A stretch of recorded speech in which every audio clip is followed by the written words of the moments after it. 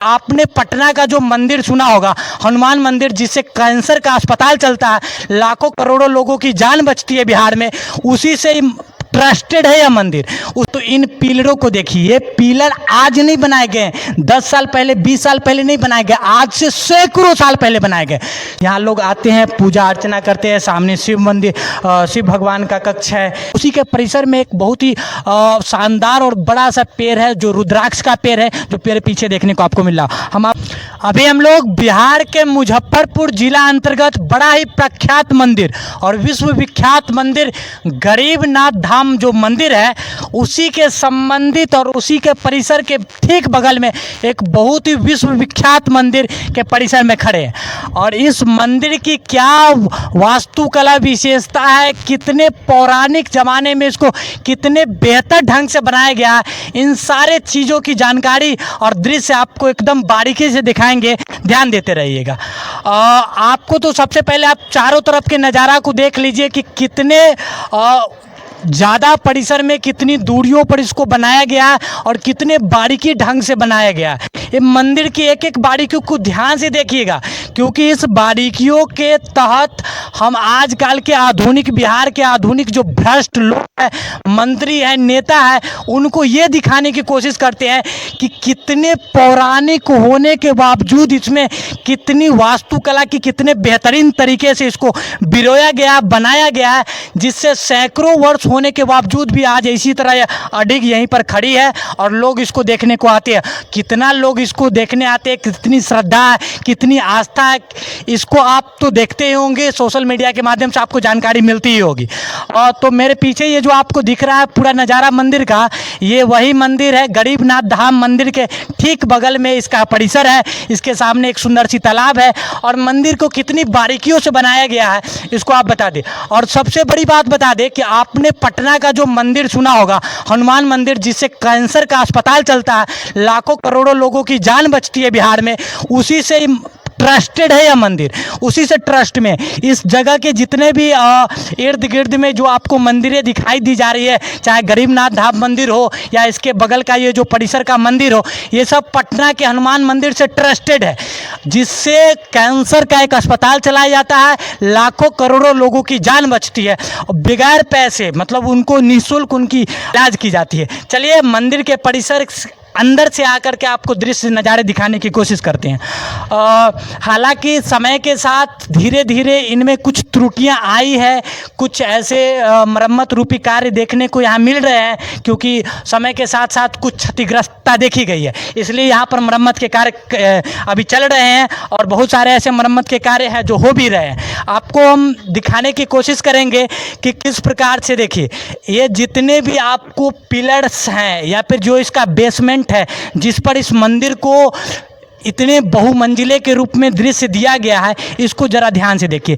कितनी बारीकियों से, कितने वास्तुकला के कितने बेहतरीन तरीक़ों से इसको बनाया गया है, इसको ध्यान से देखिए इन पिलरों को। और इसको जो बनाया गया है, जो इसके ऊपर ईंट जोड़ दी गई है या फिर जिस मटेरियल से इसका बना मतलब निर्माण हुआ है, उनको भी ज़रा ध्यान से देखिए। इतनी ऊंचाई और लगभग सैकड़ों सालों से यह मंदिर अवस्थित है, उसके बावजूद भी यहाँ कोई त्रुटियाँ नहीं हुई है। थोड़ी बहुत क्षतिग्रस्तता देखी जा रही है। इसके चारों तरफ के चार दीवारियाँ हैं, उसमें जो धीरे धीरे कहीं ना कहीं इसको ठीक करने की कोशिश की जा रही है। हम आपको अंदर के दृश्य से, अंदर के नज़ारों को दिखाएंगे। जैसा कि इसमें प्रवेश द्वार से अंदर आने पर अलग अलग भगवानों के अलग अलग कक्ष बने हुए हैं। लोग यहाँ आते हैं, पूजा अर्चना करते हैं और कहीं न कहीं इसको बहुत ही बेहतरीन ढंग से आकर के यहाँ पूजा अर्चना करना, इन सारे चारों तरफ के दृश्यों को देखना, मनोरम सा अपने आप में प्रतीत करना और एक शांति सी अनुभूति लेना। जब अपने दुखों से व्याप्त हो जाते हैं, व्यतीत हो जाते हैं, बहुत परेशान हो जाते हैं, तो श्रद्धा, अर्चना, पूजा और कहीं न कहीं अपने मन में शांति लाने को लेकर के वो यहाँ आते हैं, पूजा करते हैं, अर्चना करते हैं, चारों तरफ के दृश्यों को देखते हैं और अपने आप में मनोरम सा एक महसूस लाते हैं। तो कितनी धर्म, कितनी आस्था, कितनी लोगों की श्रद्धा जुड़ी हुई है इस मंदिर से, वो दिखाने की कोशिश की है। इसके साथ आपको ये दिखाने की कोशिश की है कि इन पिलरों को जरा ध्यान से देखिए। आज का आजकल क्या हो रहे हैं, प्रतिदिन प्रति घंटे आपको न्यूज़ चैनलों पर सुनने को मिलेंगे कि कहीं पुल गिर गए, कहीं सड़क गिर गया, कहीं विद्यालय गिर गई, कहीं हॉस्पिटल गिर गए। तो इन पिलरों को देखिए, पिलर आज नहीं बनाए गए, 10 साल पहले 20 साल पहले नहीं बनाए गए, आज से सैकड़ों साल पहले बनाए गए। सैकड़ों सालों पहले निर्मित होने के बावजूद भी आज ये खड़े हैं, इनके ऊपर छतें हैं और ऊपर से बहुत ऊंची मंदिरें, मतलब बहुमंजिली मंदिरों का निर्माण किया गया और आज भी खड़े हैं।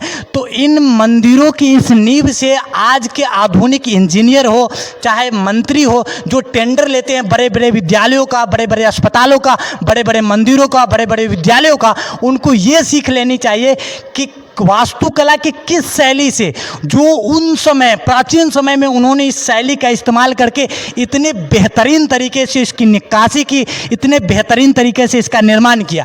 और आज के आधुनिक समय में जब समय बढ़ा है तो टेक्नोलॉजी का विकास होना चाहिए, कहीं ना कहीं प्रौद्योगिकी का विकास होना चाहिए। तो प्रौद्योगिकी के विकास के बजाय यहाँ पर उल्टी चीज़ें देखी जा रही है। जिन मंदिरों को, जिस मस्जिदों को, जिन अस्पतालों को, जिन विद्यालयों को आज के दौर में बनाया जाता है, वो अगले 10 सालों में 20 सालों में उद्घाटन से पहले ही वो गिर जाते हैं, उनकी नींव टूट जाती है। तो उनको इस तरह की वास्तुकला की शैली से, इस तरह के भवन निर्माण, इस तरह के मंदिर निर्माण की शैली से सीख लेनी चाहिए कि किस प्रकार से इन्होंने प्राचीन काल में, मतलब आज से सैकड़ों सालों पहले इन मंदिरों का निर्माण कराया। यहाँ ऐसे बहुत सारे कक्ष बने हुए हैं अनेक देवी देवताओं के लिए। आप इधर आकर दिखाइए। जैसा कि आप सामने देख सकते हैं कि यहाँ पर गणेश जी का कक्ष बना हुआ है, गणेश भगवान का। यहाँ लोग आते हैं, पूजा अर्चना करते हैं। सामने शिव मंदिर, शिव भगवान का कक्ष है। फिर इधर आने पर अलग अलग कक्ष बनाए गए हैं और अलग अलग चारों तरफ इसकी चार दीवारी है, अलग अलग चारों तरफ इसके पिलर्स हैं। और पिलर्स को बखूबी, सबसे पहली बात जो हम बता रहे हैं कि पिलर्स को इतने बेहतरीन तरीके से बनाया गया है कि इतनी ऊंची मंदिर को आज तक वो अपने ऊपर बना करके रखी है।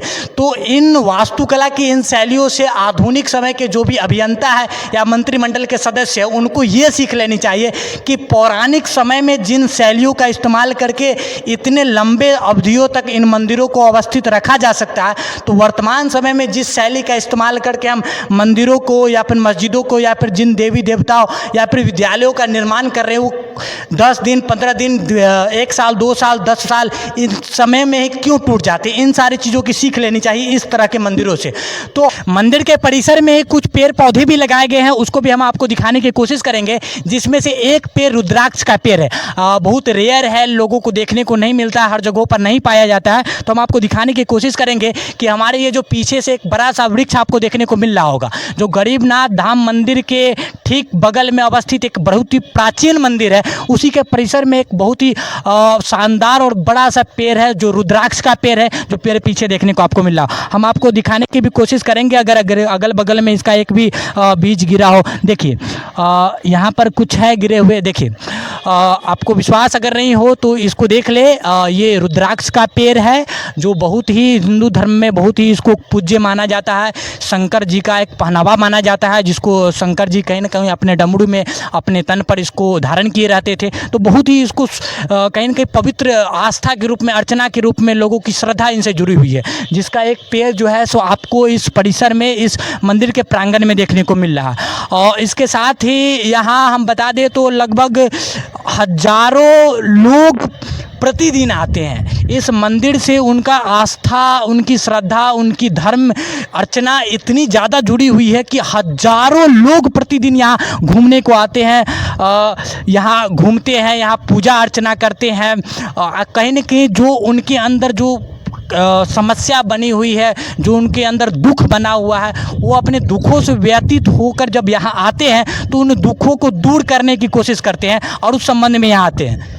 परिसर के ठीक सामने जैसा कि आपको देखने को मिल रहा होगा कि कितना सुंदर और मनोरम यहाँ का तालाब है, जिसमें मछलियाँ भी है, बत्तख जो कहीं ना कहीं इसके जलीय जीव है, मनोरम सा एक दृश्य देते हैं इस मंदिर के पर्यावरण को। लेकिन कुछ जो श्रद्धालु है आते हैं, पूजा अर्चना करते हैं, बहुत अच्छी बात है, लेकिन पूजा अर्चना के साथ साथ आप पीछे के नज़ारों को ज़रा ध्यान से देख लीजिए, किस तरह से प्लास्टिक बोतल्स को, पॉलीथीन को, प्लास्टिक पन्नी जो सो जिधर उधर कचरा फैला करके रख दिए, जो कहीं ना कहीं एक मंदिर के परिसर पर, यहाँ आने वाले श्रद्धालु पर, या फिर इसमें जो जलीय जीव है उस पर भी एक नकारात्मक प्रभाव डाल रही है और पर्यावरण को अशुद्ध बना रही है। तो आप आए मंदिर में, आपकी आस्था जुड़ी हुई है, आपका श्रद्धा, आपका धर्म से बहुत ज़्यादा लगाव है, जिसको लेकर के आप मंदिर के परिसर में आते हो, पूजा अर्चना करते हो, यहाँ के मनोरम दृश्य को देखते हो और अपने अंदर कहीं ना कहीं शांति की अनुभूति करते हो।